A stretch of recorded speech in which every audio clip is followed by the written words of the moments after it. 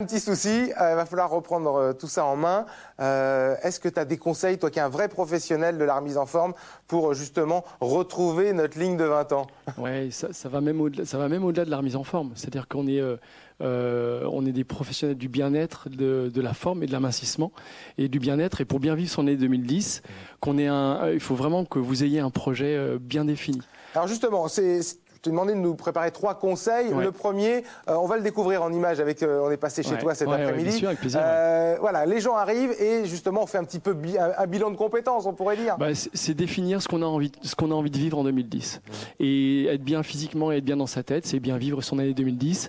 Et de savoir ce qu'on a envie, ou même si on ne le sait pas, c'est effectivement aller voir le professionnel, nous qui sommes les professionnels, venir nous voir, et on est là pour vous accueillir et pour surtout vous écouter, pour vous définir vos objectifs, vos attentes, et parce que vous êtes au centre, vous êtes au centre de la démarche. Voilà, parce que donc ça c'est important. Voilà, on détermine, on vient de voir, on dit voilà, je veux perdre 5 kilos ou je veux muscler un peu, et ça va même je veux juste me sentir bien tout simplement. Et ça va même au-delà de la démarche, et c'est exactement ce que tu viens de dire, c'est se sentir bien.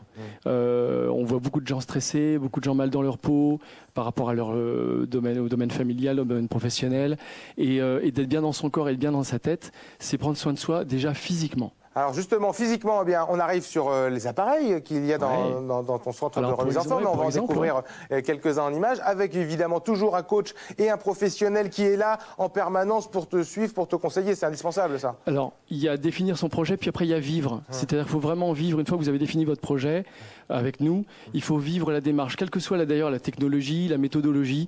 Il faut ressentir l'environnement, il faut ressentir la personne qui vous encadre. Et à partir du moment où cette notion de confiance elle est installée, alors à partir de ce moment-là, vous pouvez vous engager. Mais c'est important de vivre, et c'est important de bien vivre, de ressentir ce qui est fait pour soi ou pas. Et à partir du moment où on a bien ressenti les choses, on sent en confiance, alors on peut rentrer dans le détail et s'engager dans la démarche. Voilà, parce que s'engager c'est important, c'est le dernier petit module que l'on va voir. Une fois qu'on a défini ses objectifs, une fois qu'on se sent bien, eh ben, le plus dur, et c'est vrai pour tout le monde, c'est d'être suffisamment rigoureux pour continuer et s'engager sur le long terme. Alors la rigueur, nous on est là pour ça. C'est-à-dire qu'on est là pour vous guider, pas pour les guider. Et puis il y a une démarche personnelle, c'est-à-dire je m'engage personnellement, je vais donner de mon temps, je vais donner de mon argent. Alors nous, il y a l'obligation de moyens et l'obligation de résultats.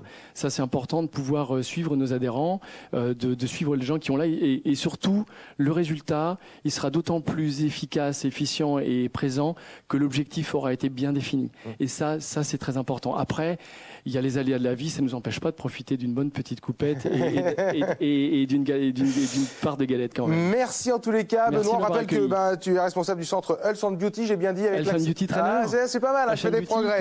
Saint-Martin. Voilà, et ben, en tous les cas, merci beaucoup d'être venu nous donner ces petits conseils.